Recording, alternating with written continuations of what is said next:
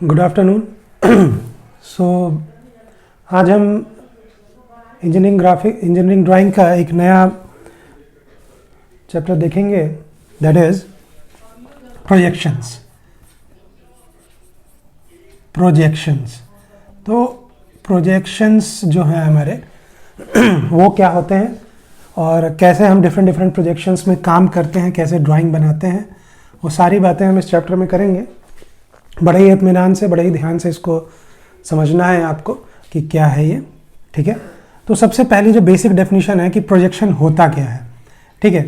तो सबसे पहली बात देखिए, प्रोजेक्शन का जो लिटरल मीनिंग है, जैसे आप डिक्शनरी में या कहीं भी इसको खोजने जाएंगे तो वहाँ जो लिखा रहता है टू थ्रो फॉरवर्ड।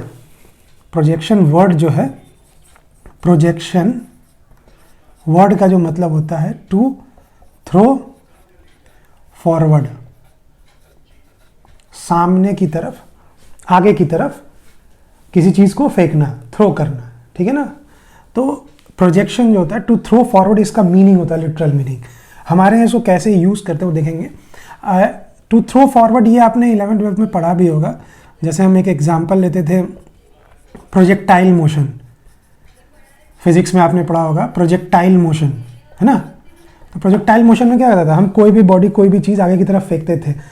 बंदूक की गोली चलती थी, बहुत सारे उसमें क्वेश्चंस आप करते थे, तो सब कुछ आगे की तरफ सामने हम, और उसी को हम प्रोजेक्टाइल मोशन कहते थे। That is known as to throw forward, ठीक है। और हमारे केस में प्रोजेक्शन का क्या मतलब है कि जब हम कोई भी सोर्स ऑफ लाइट कहें, ऑब्जर्वर कहें, ऑब्जर्वर कह सकते हैं, सोर्स ऑफ लाइट कह सकते हैं, ठीक है। सोर्स ऑफ लाइट, ऑब्जर्वर, कुछ भी, और मे बी ओनली लाइट, ठीक है ना। तो ये हम चीज़ें देख सकते हैं।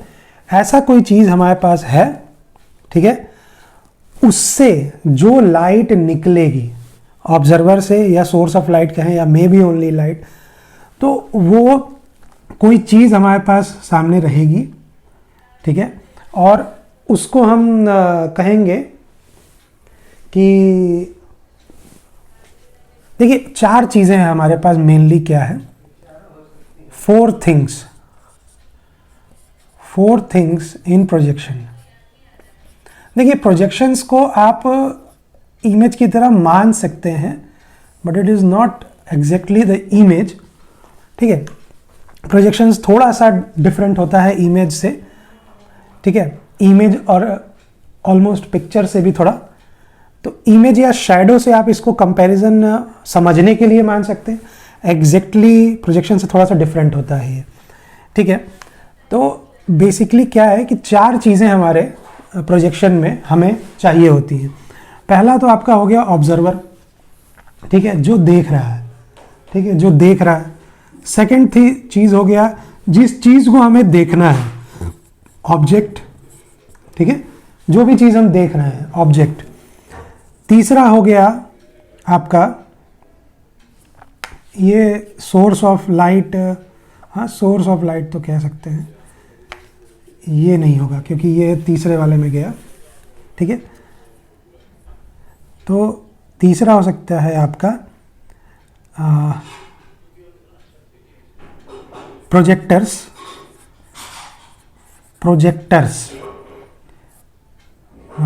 में that is line of site. Line of site भी इसका एक टेक्निकल नेम, अगर फिजिक्स में आपने पढ़ा होगा, लाइन ऑफ साइट या लाइट रे कह सकते हैं, ठीक है ना। जो भी लाइट फ्लो कर रही है उसको हम प्रोजेक्टर्स बोलते हैं अपने इंजीनियरिंग ड्राइंग के केस में। तो ड्राइंग बनाते समय जब हम प्रोजेक्शन ड्रॉ करते हैं तो हमें चार चीज़ें, ऑब्जर्वर जो देख रहा है, ऑब्जेक्ट जिस चीज़ को हमें देखना है, जिसका प्रोजेक्शन हम बनाने की कोशिश कर रहे हैं, जो ऑब्जेक्ट है। तीसरा प्रोजेक्टर्स, जो लाइन ऑफ साइट जाएगी, लाइट रे की बात कर रहे हैं। और चौथा जो है प्लेन ऑफ प्रोजेक्शन, तो प्लेन ऑफ प्रोजेक्शन आप जैसे समझ सकते हैं, may be screen, may be screen, screen की तरह समझ सकते हैं, मतलब जिस चीज़ पे जाके वो फाइनली उसका प्रोजेक्शन बनाया जाएगा, ड्रॉ किया जाएगा, उसको हम प्लेन ऑफ प्रोजेक्शन कहते हैं। ठीक है, जिस प्लेन पे हम प्रोजेक्ट करेंगे। ठीक है, तो बेसिकली जो हमारी चीज़ है वो इन्हीं 4 चीज़ों से आती है कि एक तो ऑब्जर्वर जो देख रहा होगा, मतलब कि कोई मान लीजिए ऑब्जेक्ट रखा होगा, कोई भी एक ऑब्जेक्ट रखा है। ठीक है, ये ऑब्जेक्ट रखा है और यहाँ पे आपका ये आपका प्लेन ऑफ प्रोजेक्शन है, प्लेन ऑफ प्रोजेक्शन। ठीक है, ये प्लेन है जिस पे प्रोजेक्ट होगा। ऑब्जर्वर कहीं यहाँ पे है। ठीक है, ऑब्जर्वर यहाँ पे है जो देख रहा है। तो अब वो हम जब देखते हैं, साइंस में आपने पढ़ा होगा कि लाइट हमारी आंखों से जाती है, उस सामान से टकरा के वापस आंखों पे आती है, तो हमें चीज़ें दिखाई देती। तो एक तरह से वो सारी चीज़ें बाद में हम ड्राइंग में क्या करते हैं कि हम ये मानते हैं कि ऑब्जर्वर उसे देख रहा है और उसके अलग अलग फेस को एक बार में देख रहा है। ठीक है, जैसे मान लीजिए कि अभी ये डस्टर है आपके पास।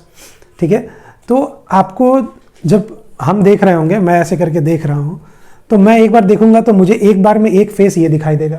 ठीक है, अगर बिल्कुल मेरे फ्रंट पे रखा हुआ है तो मुझे एक बार में एक ये दिखाई देगा। ठीक है, फिर अगर मैं कोशिश करूंगा इसके सारे व्यू देखने के लिए तो मैं एक बार ऐसे करूंगा। ठीक है, तो नीचे वाला अच्छा ऐसा डिज़ाइन है, अच्छा ऐसे डिज़ाइन है, अच्छा ऐसे डिज़ाइन है, और फिर एक बार मैं पीछे भी जाके देखूंगा, अच्छा ये है। तो मुझे अपना सारा जो है ऑब्जर्वेशन चारों तरफ से मैं इसको देखूंगा, तो एक बार में मैं एक प्लेन को देख रहा हूं। ठीक है, तो ऑब्जर्वर भी क्या करेगा, प्लेन को देखेगा। वो देख कैसे रहा है, देखिए ये जब मैं देख रहा हूं तो मेरी आंखों से जो रोशनी जा रही है वो सामने वाले फ्लैट जो प्लेट है, जो सामने वाला फेस है, वो मेरी सारी रोशनी को रोक रहा है। तो जो रोकेगा उसी की इमेज, नॉर्मली इमेज को समझने के, इमेज जैसे हमारी बनती है उसी को बनती है जो लाइट रे को रोक दे, वो पास नहीं होने दे रहा है। तो वही चीज़ होती है कि ये गया ये डिफरेंट लाइट जाएगी, और यहाँ पे अगर यहाँ पे इसकी इमेज यहाँ पे इस तरीके से बन जाएगी। ठीक है ना, इमेज या प्रोजेक्शन बोला जाए। तो ये जो लाइंस होती हैं इसको हम बोलते हैं प्रोजेक्टर्स। तो आगे से हम उसको प्रोजेक्टर्स ही बोलेंगे, कभी अगर यूज़ हुआ तो ध्यान रखिएगा, प्रोजेक्टर्स ही बोलेंगे। ये आपका ऑब्जर्वर हो गया। ठीक है, ऑब्जेक्ट तो आपको पता ही है, और प्लेन ऑफ प्रोजेक्शन ये हो गया। तो ये 4 चीज़ें इंपॉर्टेंट है प्रोजेक्शन ड्रॉ करने के लिए, प्रोजेक्शन को पाने के लिए, समझने के लिए। ठीक है, अब इन्हीं 4 चीज़ों में सारे तिकड़म लगाए जाते हैं। ठीक है, दूसरी चीज़ इसका स्टैंडर्डाइजेशन होना ज़रूरी है, क्योंकि अब जैसे मान लीजिए कि हमने इसको ऐसे देखा, तो मैं कह रहा हूँ कि मैंने ऑब्जेक्ट को ऐसे रखा है। ठीक है, और किसी ने कहा कि नहीं सर हम तो ऑब्जेक्ट को ऐसे करके रखेंगे, या हम ऑब्जेक्ट को ऐसे करके रखेंगे। तो भाई अब जो मैं यही हूँ, प्लेन ऑफ प्रोजेक्शन भी मेरे सामने ही है, ऑब्जेक्ट का ओरिएंटेशन चेंज हो रहा है। ठीक है, इससे भी फर्क पड़ेगा ड्राइंग पे। ओरिएंटेशन अगर बदल गया तो मुझे इस वाले प्लेन से, जो मैं जहाँ पहले मैं एक रेक्टेंगल देख रहा था, अब मुझे कुछ और दिखाई देगा। ठीक है, अब इसमें देखना यह है कि प्लेन ऑफ प्रोजेक्शन भी बदल सकता है, जो पीछे का पर्दा है वही बदल सकता है, प्लस मेरे देखने का भी। भाई मैं ऐसे सामने से देख रहा हूँ, ऑब्जेक्ट यही है, प्लेन ऑफ प्रोजेक्शन यही है, मैं टेढ़ा देखने लगा तो भी मुझे कुछ अलग दिखाई देगा। तो हर चीज़ डिपेंड करेगी, ये चारों चीज़ें जो हैं, ठीक है, ये चारों चीज़ें डिपेंड करेंगी। अब 4 चीज़ें आए, मैं बता रहा हूँ, चारों चीज़ें, ऑब्जर्वर चेंज हुआ तो भी चीज़ें बदल जाएंगी, ऑब्जेक्ट जगह बदला, ओरिएंटेशन बदला तो भी बदल जाएगा, प्लेन ऑफ प्रोजेक्शन का भी ओरिएंटेशन बदला तो बदल जाएगा, प्रोजेक्टर्स का भी अगर लाइन जो जा रही है लाइट रे, अगर वो भी बदल गई, उसकी भी डायरेक्शंस अलग अलग गई तो भी चीज़ें बदल जाएंगी। देखिए कैसे, वो तो हम बताएंगे अभी। ठीक है, तो बेसिकली जो बेसिक आइडिया है प्रोजेक्शन का कि हम करते क्या है, वो मैंने आपको दे दिया है। चारों ओर से क्या चीज़ें होती हैं वो अब धीरे धीरे हम उसकी टेक्निकलिटी में जाएंगे। तो ये जो ओरिएंटेशन बदल रहा है ना, कि ड्राइंग अलग अलग आदमी हो सकता है कि अलग अलग करे, उसके लिए जब भी कहीं याद रखिएगा, इंजीनियरिंग में हम यही चीज़ करते हैं कि जब भी कहीं 1 से ज़्यादा 2 से ज़्यादा चीज़ें आती हैं तो हम उसमें एक स्टैंडर्डाइजेशन बनाना ज़रूरी हो जाता है, जिससे कि आप यहाँ ड्राइंग बनाएं और यूएस में जाके भी उसको पढ़ें, सारी स्पेसिफिकेशन दी हो तो वो समझ जाएगा कि आपने किस तरह से ऑब्जेक्ट को रखा है, किस तरह से ऑब्जर्वर को रखा है, कहाँ पे प्रोजेक्शन प्लेन है, किस तरह से लाइन ऑफ साइट है, ठीक है ना, प्रोजेक्टर्स कैसे हैं। तो ये सारी चीज़ें वो उस स्टैंडर्ड को डिफाइन करना पड़ेगा कि एक स्टैंडर्ड फॉलो हो कि कहीं पे भी जाए तो प्रॉब्लम ना हो, ठीक है। तो बेसिकली हमें वही स्टैंडर्ड पढ़ना है। बात समझ में आई? तो देखते हैं क्या है, ठीक है। तो ये उसका बेसिक एक टर्म था, जो आपको दिमाग में एक पिक्चर क्लियर हो जाए। कोई आपसे पूछे कि प्रोजेक्शन क्या है, एक लेमैन भाषा में भी समझ में आना चाहिए, ज़रूरी है, ठीक है। अब हम पढ़ते हैं कि टाइप्स ऑफ प्रोजेक्शन क्या होता है, ठीक है। प्रोजेक्शंस के टाइप, ठीक है। तो अब देखिए प्रोजेक्शंस को मैंने बताया कि वो 4 चीज़ें आपकी हैं, उन 4 चीज़ों के बदलाव पे प्रोजेक्शंस चेंज होते जाएंगे, अलग अलग प्रोजेक्शंस आपको मिलेंगे, ठीक है। तो बेसिकली अब ऑब्जेक्ट को चेंज कर रहे हैं या नहीं कर रहे हैं, इस पे ज़्यादा डिपेंडेंसी नहीं होती है। प्लस आपका जो क्या कहते हैं, ऑब्जर्वर और ऑब्जेक्ट दोनों के ओरिएंटेशन पे चेंज करने पे हम ज़्यादा फर्क नहीं डालते हैं।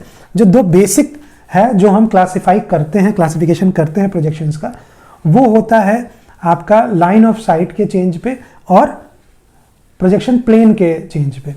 तो अगर हम लाइन ऑफ साइट के आधार पे अगर हम प्रोजेक्शंस को चेक कर रहे हैं, लाइन ऑफ साइट के आधार पे मतलब कि जो लाइट रे आ रही है उसके आधार पे अगर हम कर रहे हैं तो क्या क्लासिफिकेशन होता है वो देखते हैं। अच्छा, अब ये लाइट रे कैसे बदली जाएंगी ओरिएंटेशन, ये बड़ा अजीब है, क्योंकि फिजिक्स में अगर कहीं रिफ्लेक्शन रिफ्रैक्शन अगर पढ़ा भी है लाइट रे का, तो वो सब में हम हर जगह वो स्ट्रेट लाइन ही मान के चलते थे, है ना। तो उसमें हम चेंज करेंगे, देखते हैं कैसे।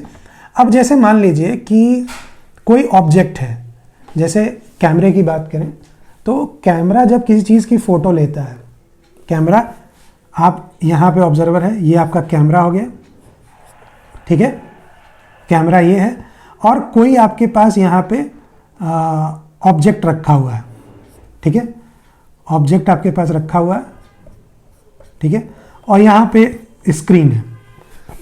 ये स्क्रीन मैं दिखाने के लिए बना रहा हूँ, वरना वो स्क्रीन कैमरे के ही ऊपर होती है, ये कैमरे में होता है जिसपे कि फ़ोटो वो कास्ट करता है, क्योंकि वो लाइट रिफ्लेक्ट होकर आती है जिसपे, उसी को वो स्क्रीन बना देता है, तो हमें वो फोटो। तो कैमरा तो छोटा सा है, ऑब्जेक्ट उस कैमरे के कंपैरिजन में तो बहुत बड़ा, जैसे मान लिया आप ही खड़े हैं, तो कैमरा क्या करता है, बहुत नज़दीक से ही हम खींचते हैं ज़्यादातर, तो वो ऐसे ऐसे करके, ऐसे ही करके तो चले जा रहा है ना भाई, ऐसे ही तो प्रोजेक्ट कर रहा है। और जो हमें इमेज आ जाती है, नॉर्मली कैमरे से जो इमेज आ रही है वो इनलार्ज मिल रही है, कैमरे के हिसाब से तो वो छोटी होनी चाहिए थी, बट कैमरे से वो कैमरा उसको इनलार्ज ही करता है थोड़ा सा। जो फोटोग्राफ होता है ना, उसमें आपकी इमेज इनलार्ज ही बनती है। वो अलग बात है कि जब आप उसको प्रिंट आउट निकालते हैं, आप छोटे पे निकाल दीजिए भाई, आप देखते हैं ना, एक ही फोटो को आप छोटे पे भी निकाल सकते हैं, बड़े पे भी निकाल सकते हैं, और खूब बड़ा दीवार पे आप पोस्टर भी लगा सकते हैं। मेरी बात वो पोस्टर और साइज बढ़ाने से नहीं है, वो तो एक ही चीज़ की बढ़ रही है, बट जो आपका स्क्रीन होता है ना, स्क्रीन में जो आपकी फ़ोटो होती है वो काफ़ी जगह लेती है, ठीक है। मतलब अगर कैमरे ने नहीं खींचा होता, अगर आप जाके उस स्क्रीन पे कैसे आपकी शेडो या कुछ बनाई जाती, मतलब कि अगर ये लाइन पैरेलल आती है, सीधे आती, तो आपकी साइज़ एक्यूरेट आती जो आपकी साइज़ है, बट चूंकि कैमरा काफ़ी नज़दीक से खींच रहा, वो डिफ्लेक्ट करता है, ऐसे डिफ्लेक्शन ऑफ लाइट ऐसे फैलाता है, ठीक है ना, तो इसलिए डाइवर्ज करता है लाइट को, डाइवर्जिंग लाइट होती है। तो डाइवर्जिंग लाइट की वजह से आपका जो प्रोजेक्शन बनेगा, इमेज बनेगा, वो बड़ा बनता है, ठीक है ना। तो बेसिकली क्या है कि लाइन ऑफ साइट मतलब, पहला उन्होंने देखा ड्राइंग बनाने का तरीका कि अगर हमारा ऑब्जर्वर जो है वो अगर नज़दीक है काफ़ी हमारे ऑब्जेक्ट के, मान लीजिए जैसे ये ऑब्जेक्ट रखा है,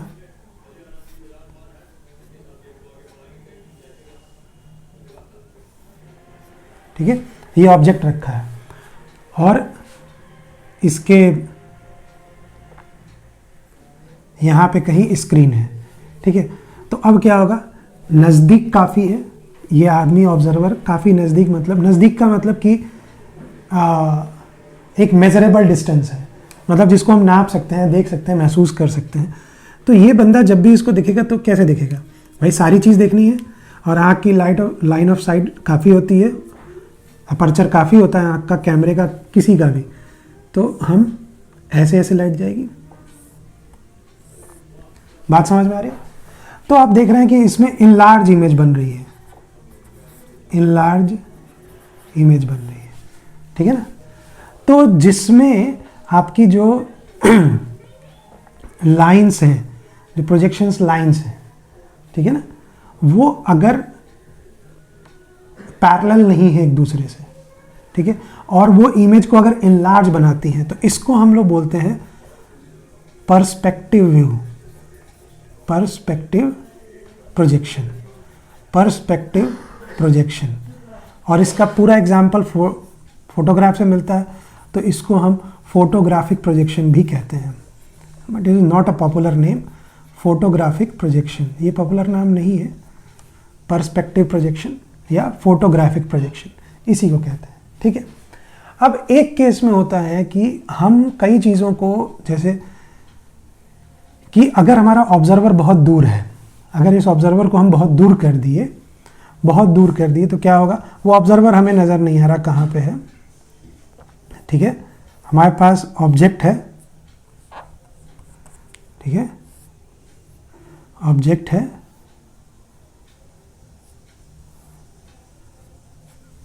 ऑब्जेक्ट है, ये हमारे पास स्क्रीन है, ऑब्जर्वर बहुत दूर है, तो हमें क्या लगेगा कि जो लाइन ऐसे फ्लैट ऐसे बीम टाइप आ रही है, अगर इन्फिनिटी पे है, ऑब्जर्वर बहुत दूर है, तो हमें क्या लगेगा कि ये जो लाइन है बिल्कुल स्ट्रेट आ रही है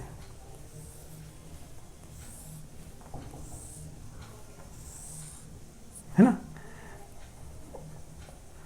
ये अंदर वाली ना बनाए तो आपको ज़्यादा समझ में आएगा कि ये रोक रही है, समझ में आ रहा है, इस तरीके से, ठीक है। तो क्या आ गया, अब ये सारी पैरेलल लाइंस है, अगर बहुत दूर है ऑब्जर्वर तो सारी लाइंस आपको कैसी लगेंगी, पैरेलल लगेंगी, आप तो आते हुए, और पैरेलल ही होती हैं वो, दूर से जब बहुत ज़्यादा दूरी से आएगी तो वो बिल्कुल सीधी हो जाएगी, है ना। वो सिंपल सी बात यह है कि आप अर्थ बहुत बड़ी है, अर्थ बहुत बड़ी है, कर्वेचर आपको ये लाइन ऐसे टेढ़ी तो दिख रही है, बट अगर आप इस लाइन पे खाली यहाँ, अगर ये लाइन बहुत बड़ी हो जाए और आप छोटे से हो यहाँ, तो आपको ये छोटी चीज़ तो स्ट्रेट लाइन ही लगेगी ना, और इसके बगल वाली भी आपको क्या लगेगी, पैरेलल ही लगेगी इसके।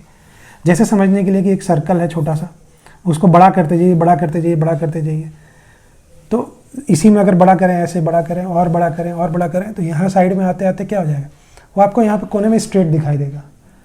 तो दूरी जब बहुत ज़्यादा बढ़ जाती है तो आपको लाइन जो है वो स्ट्रेट नज़र आने लगती है, और वो ऐसा होता भी है कि जब दूरी बहुत बढ़ गई तो वो चीज़ें सीधे आप पे आके पड़ रही हैं, टेढ़ी मेढ़ी नहीं पड़ रही, बहुत दूरी अगर होगी तो अगर ऑब्जर्वर बहुत दूर है, आपको ऑब्जर्वर नहीं दिखाई दे रहा है, तो जो लाइन ऑफ साइट आएगी, जो प्रोजेक्टर्स आएंगे, प्रोजेक्टर्स बोलते हैं ना इनको, मैंने बताया कि आप नाम इसका आगे प्रोजेक्टर्स ही बोलेंगे, तो जो ये प्रोजेक्टर्स आएंगे ये सब पैरेलल होंगे, और अगर प्रोजेक्टर्स पैरेलल हैं तो इनका सिंपल नाम इनके नाम से ही है, तो इसको हम बोलते हैं parallel projections,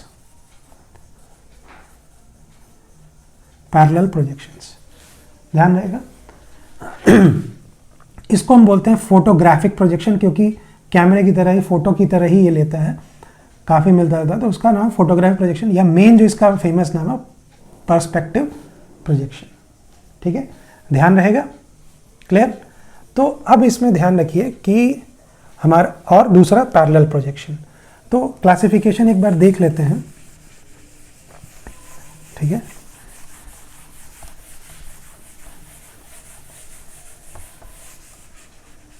types of projections देख लेते हैं, ठीक है। तो इसमें देखिए सबसे पहले क्या है कि ये जो हम क्लासिफिकेशन कर रहे हैं, तो वो लाइन ऑफ साइट के अकॉर्डिंग, मतलब हमारा जो प्रोजेक्टर्स हैं, लाइन ऑफ साइट को क्या बोलते हैं, प्रोजेक्टर्स, अगर प्रोजेक्टर्स बदल रहे हैं, उनका कुछ चीज़ें चेंज हो रही हैं, उनका डायरेक्शन या उनका ओरिएंटेशन अलग अलग है, तो उसके अकॉर्डिंग जो ब्रॉड क्लासिफिकेशन उसी के अकॉर्डिंग किया जाता है, ठीक है। तो उसमें आपका पहला जो हो गया वो हो गया, सॉरी,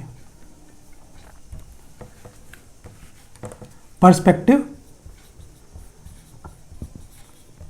प्रोजेक्शन। बात समझ में आई? ठीक है, पर्सपेक्टिव प्रोजेक्शंस। तो अब इसमें जो आपको दिमाग में क्या रखना है, तो इसमें आपको ध्यान रखना है, तो पर्सपेक्टिव प्रोजेक्शन जो है, तो ब्रॉडली जो क्लासिफिकेशन किया गया वो ये था, पर्सपेक्टिव प्रोजेक्शन और पैरेलल प्रोजेक्शन। ये तो आपको बात समझ में आ गई क्या अंतर होता है, कैसे लाइन पड़ेगी तो क्या होगा। अब इसके बाद मैंने बोला था कि दो चीज़ें इंपॉर्टेंट है आपके लिए, एक लाइन ऑफ साइट के चेंज होने पे, और दूसरा आपका प्लेन ऑफ प्रोजेक्शन अगर बदल रहा है तो प्लेन ऑफ प्रोजेक्शन के चेंज होने पे फर्दर क्लासिफिकेशन इन्हीं का किया गया। तो प्लेन ऑफ प्रोजेक्शन अगर चेंज हुआ तो इसके दो पार्ट हुए, एक हो गया एरियल पर्सपेक्टिव प्रोजेक्शन और दूसरा हो गया लीनियर पर्सपेक्टिव प्रोजेक्शन। और फर्दर भी हैं जो आपको उतना ध्यान नहीं रखना है, मोटा मोटी बस पर्सपेक्टिव क्या होता है यही मेन है, वो तो ऐसे फर्दर एक बता दिया। ठीक है, अब क्या है कि आपका पैरेलल प्रोजेक्शन को फिर से उनके प्लेन ऑफ प्रोजेक्शन के चेंज होने के आधार पे फिर से हमने क्या किया, उसको बदला प्लेन ऑफ प्रोजेक्शन के चेंज होने पे, कि प्लेन ऑफ प्रोजेक्शन अगर चेंज हुआ, देखिए पहला क्लासिफिकेशन क्या था, लाइन ऑफ साइट, ठीक है, ये हुआ plane of projection according to, है ना, according to plane of projection के कारण ये वाला क्लासिफिकेशन, और ये हुआ line according to line of sight. ठीक है ना, अगर लाइन ऑफ साइट के आधार पे अगर हम इसको बदलेंगे तो पर्सपेक्टिव और पैरेलल प्रोजेक्शन, और फिर फर्दर पर्सपेक्टिव प्रोजेक्शन को हमने प्लेन ऑफ प्रोजेक्शन के आधार पे अगर बदला कि अगर वो चीज़ चेंज हो रही है तो एरियल और लीनियर। ठीक है, ऐसे ही पैरेलल को भी हम according to plane of projection, ठीक है ना, उसके आधार पे अगर चेंज करें तो इसमें आपका आता है, इसमें आता है आपका ऑब्लिक प्रोजेक्शन। ठीक है, और दूसरा जो आता है वो है ऑर्थोग्राफिक प्रोजेक्शन। ठीक है, तो इसके फर्दर दो पार्ट हुए, ऑब्लिक प्रोजेक्शन और ऑर्थोग्राफिक प्रोजेक्शन। बात समझ में आ रही है? अब इसमें आपको ध्यान देना है कि ऑर्थोग्राफिक प्रोजेक्शन और ऑब्लिक प्रोजेक्शन दो ब्रॉड फर्दर क्लासिफिकेशन है। ठीक है, इसके बाद ऑर्थोग्राफिक प्रोजेक्शन को भी according to the plane of projection हम फर्दर और क्लासिफिकेशन होता है इसमें, और वो बनता है आपका, देखिए ऑर्थोग्राफिक प्रोजेक्शन में एक होता है आपका मल्टी व्यू प्रोजेक्शन, और एक होता है एक्सोनोमेट्रिक प्रोजेक्शन। ठीक है, एक्सोनोमेट्रिक प्रोजेक्शन। अब एक्सोनोमेट्रिक प्रोजेक्शन तीन तरह के होते हैं। पहला आपका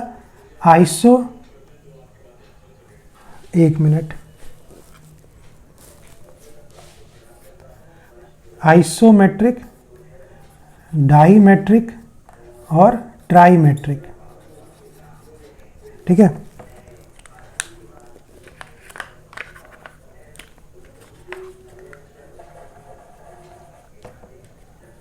isometric projection, dimetric projection, ट्राईमेट्रिक projection. ठीक है, ये एक्सोनोमेट्रिक के पार्ट्स हो गए, ये सब एक्सोनोमेट्रिक हैं। ऐसे ही मल्टी व्यू में आपका फर्स्ट एंगल प्रोजेक्शन,